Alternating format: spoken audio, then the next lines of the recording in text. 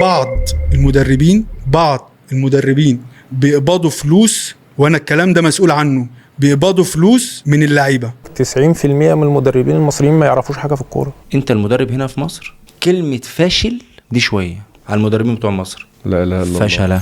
طيب في الموسم اللي فات نادي غزل المحله وعلى صعوده بدا باحمد عبد الملك مدرب للفريق، وبعد 4 جولات بس استقال وتم تعيين بداله شوقي غريب، لكن بسبب سوء النتائج بيتم اقالته بعد اقل من شهرين وبعد ما لعب 7 جولات بس، وبعدين بيتم تعيين بوفا سيليو اللي هو اساسا تمت اقالته من نادي الاتحاد السكندري من 3-4 جولات. طب انت كنادي لحقت بالسرعه دي تعرف المدرب المناسب ليك؟ ما تعرفش. طبعا انت فاكر ان الموضوع انتهى وخلص الموسم على كده، ولكن انت لا تعلم شيء عن متعه الايجيبشن ليج. قبل ما ينتهي الموسم بجولتين بس وغزل المحله خلاص كان شبه متاكدين ان هو هبط، بيتم اقاله بوفا سيليو وبيعينوا كابتن محمد عوده مدرب للفريق، ونهايه العبث ده غزل المحله هبط قبل ما اتحاد الكوره يلغي الهبوط. طبعا انت جات في دماغك اسئله كتير، ايه اللي يخلي غزل المحله يبدل 4 مدربين في موسم واحد؟ وليه بنشوف نفس الاسامي بتلف في الدوري كانها دايره مغلقه من غير ما مدرب واحد يقدر يكمل موسم كامل مع اي فريق؟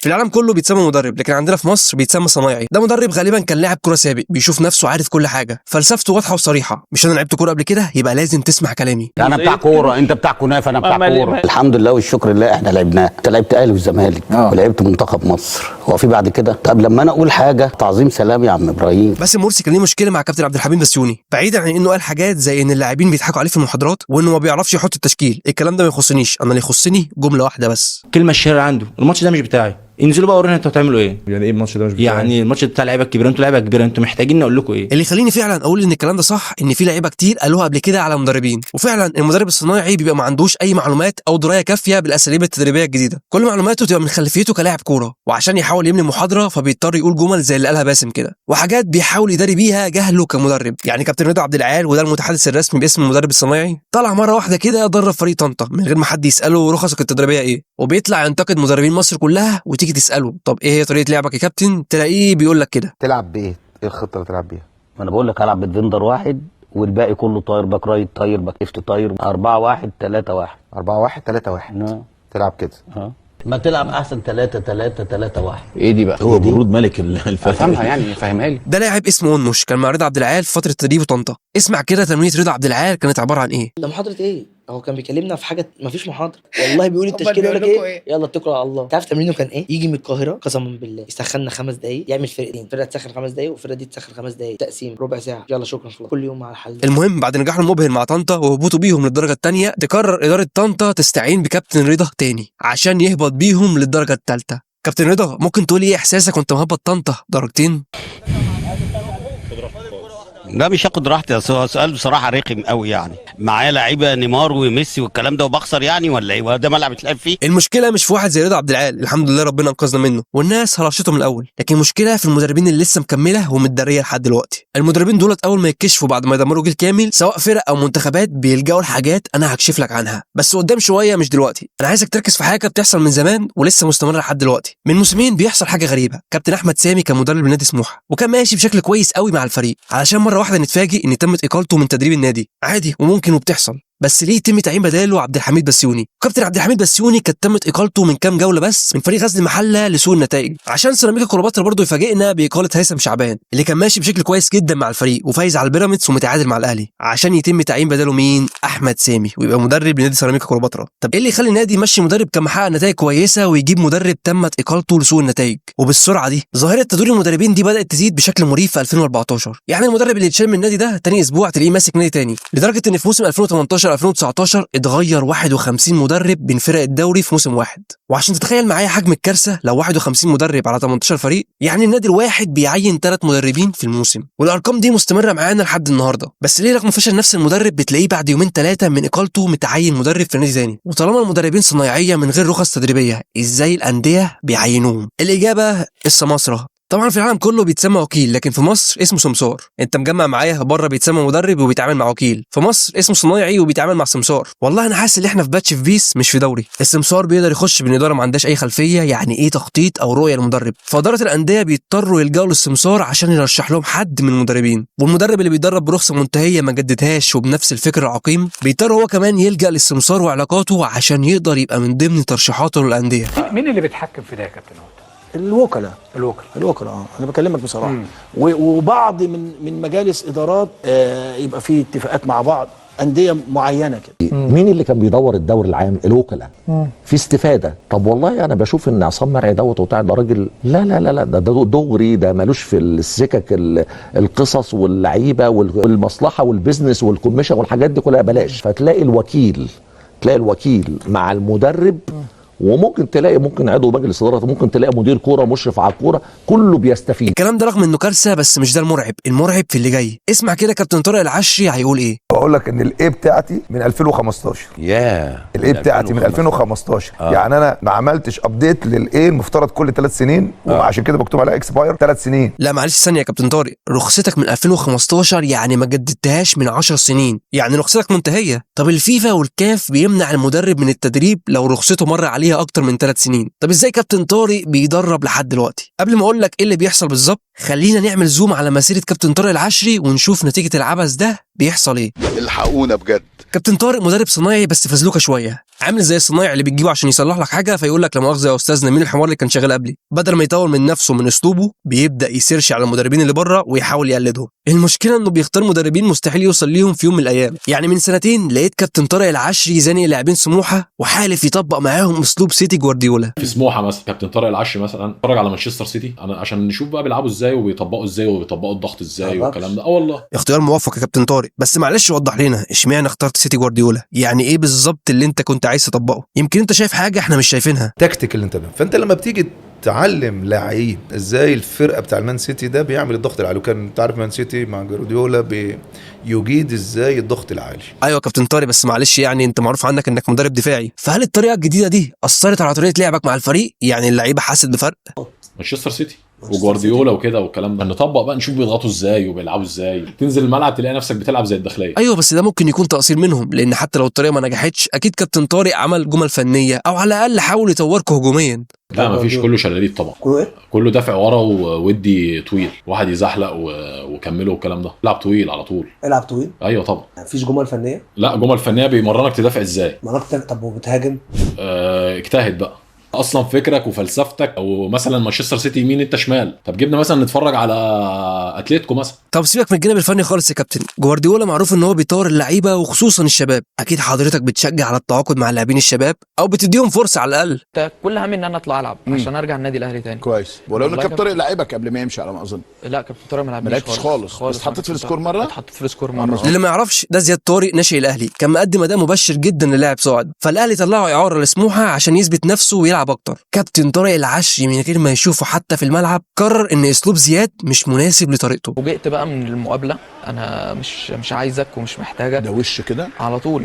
قال لي انا مش محتاجك وطريقه لعبك ما تناسبنيش، وانا اصلا ما كنتش طالبك وانت مجبر عليا وانا يعني من الاخر ان هو مش حابب وجودي في المكان. اقول لك حاجه، طارق العشري لو لقى لعيب حريف يمشيه من الفرقه. ناتج العبث اللي احنا قلناه ايه بقى؟ سموحه في اول 11 مباراه بقى في المركز ال13 وعلى بعد نقطتين بس من المركز الاخير، وسجل 4 اهداف بس. طبعا بعدها تمت اقالته بسبب سوء النتائج. كابتن طارق فضل مش مقتنع انه غلط وان مستحيل يكون العيب فيه، واكيد العيب في اللعيبه. انا مش ذنبي لعيب مش بيتطور، بس انا بحاول اطور الناحيه الذهنيه ان انا بفرجك على اكبر فرق. وفي ظل بحثه عن فريق تاني يقدر كابتن طارق العشري يبوظه، قصدي يدربه، وقع الاختيار على الاتحاد السكندري. وهنا كابتن طارق العشري قرر يقعد مع نفسه ويعترف اخيرا ان طريقه جوارديولا مع السيتي مش مناسبه له، وانه لازم يغير اسلوبه مع الاتحاد. فقرر ينفذ اسلوب ارتيتا مع ارسنال في الاتحاد. المشروع اللي عمله ارسنال ارتيتا تولى مسؤوليه كانت نتائج الفريق بشكل كبير. طبعا نادي الاتحاد السكندري اقاله بسبب سوء النتائج بعد ما خسر 4 مباريات في اخر 5، ومع كل اقاله او استقاله يطلع كابتن طارق يقول ان تجربته مع الفريق اذته نفسيا، وانه ما اخدش الفرصه الكامله، وان الموضوع مش من يوم وليله ولازم ياخد سنين. وهو طول مسيرته على مدار 20 سنه من غير فتره حرس الحدود ما كملش ولا موسم كامل على بعضه مع اي فريق. طب هو مش عارف ان هو محتاج يتطور؟ لا اكيد عارف، بس هو عارف برضه يوم ما يتحرق هيعمل ايه.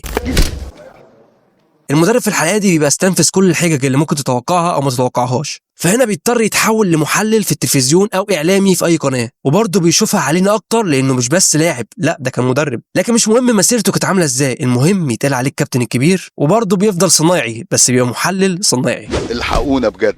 كابتن طارق يحيى درب فوق 20 سنه ودرب انديه كتيره جدا في الدوري. كان في البدايه بيتعين مدرب للانديه اللي لسه صاعده، كان يفضل ماسك النادي لحد ما يقرب من مراكز الهبوط ويخلع منه. في موسم من المواسم اتعين مدرب لمصر المقاصه عشان يكمل الموسم بعد النتائج السيئه لاحمد عبد الحليم، وفعلا وفعلا الدنيا مشيت معاه في الموسم ده وقدر يخلصه في المركز السادس. اتحاد الكرة العظيم شاف انه مدرب عبقري فقرروا يعينوه مدرب عام لمنتخب مصر. كابتن طارق قرر ياخد موقف ويرفض وبشده. ما رفضت ليه يا كابتن طارق؟ ما ينفعش ابقى مدرب عام، يعني انا مش الكاركتر بتاعي سيف، ما ينفعش ابقى مدرب عام. طبعا كابتن طارق يحيى ما بقاش شايف حد قدامه بعد الانجاز العظيم لدرجه انه بقى مقتنع ان هو في يوم من الايام هيدرب الزمالك. انا الزمالك هيجي لي بكره، بعده السنه الجايه، بعد 5 سنين، بعد 6 سنين همسك الزمالك باذن الله ان شاء الله. اللي هو هبوظه كميه استحقاقيه رهيبه. يا عم شرنوبي طارق يحيى ما بقاش مدرب دلوقتي، خلينا في المدربين الموجودين. عيب هو انا هغشك، دي سبوبه. كابتن طارق لسه مقدم استقالته من استر كومباني في الدرجه الثانيه قبل ما يهبط بيهم للدرجه الثالثه. بس انا بحكي لك الحكايه دي ليه؟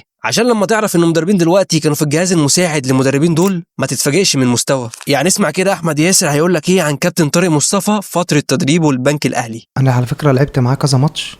هو ما بيعملش حاجه، لكن هو كان يجي مثلا قبل الاجتماع مثلا بتاع الماتش، يا رجاله انزلوا العبوا اتبسطوا، عايزين نبدا الكره من تحت. طب انا ببقى قاعد اقول له طب انت قلت لي ابدا الكره من تحت ازاي؟ انت اديتني 1 2 3 امشي عليهم، ما ادانيش حاجه. يا رجاله عايزين نعمل بيلد اب، طب نعمل ازاي؟ ابوس ايدك قول لي. طبعا دلوقتي انت مش مستغرب لما تعرف ان طارق مصطفى كان في الجهاز المساعد لطارق يحيى في فترته مع المقصه الوحيد. شكلك فاهم يا نصة. في صفقه كده بتتم من تحت الترابيزه بين النادي والمدرب هتوضح لك ايه اللي بيحصل بالظبط. ما سالتش نفسك ازاي النادي بيقدر ينفذ كل انتقالات المدربين دي من غير ما مدرب واحد يتكلم؟ وليه المدرب بيتساهل في الموضوع وما بيامنش نفسه مثلا ويعمل شرط جزائي؟ بعض الانديه بتتفق مع المدربين انهم يكتبوا في عقودهم اللي هتتسجل في اتحاد الكوره بمبلغ اقل من اللي هيتفقوا عليه. يعني مثلا المدرب هياخد 100,000 جنيه في الموسم، يكتبوا 50,000 في العقد، لانهم كده هيقدروا يدفعوا ضرائب اقل. كمان معظم الانديه ما بتحط الشرط جزائي للمدربين عشان يقدروا يمشوه في اي وقت، ودي بتبقى مقابل ان هو يتغاضى عن الرخص التدريبيه وكوارث المدربين عموما، وانهم فعلا ما بيقدروش يكملوا الموسم كله، وكمان مش هيقدروا يكونوا ملتزمين ويدفعوا مبالغ كبيره، فبيبداوا يقسموا الموسم لفترات. وطبعا مش هقول لك مين اللي بينظم القصه دي، اكيد السمسار اللي اتكلمنا عليه. النادي بيبدا يطلب منه ان هو عايز مدرب حسب الفتره اللي هو فيها. يعني والله النادي محتاج مدرب يقدر يجمع نقط لاننا في صراع على الهبوط، او الحمد لله النادي ضمن البقاء، عايزين مدرب يمشي لنا الدنيا كده بس منظر يعني من الاخر. طبعا ده بيختلف من نادي لنادي. خد بالك حتى لو مدرب بيطور من نفسه ومعاه رخص تدريبيه سليمه وفعلا يتقال عليه مدرب، بيضطر غصب عنه يخش جوه الدايره دي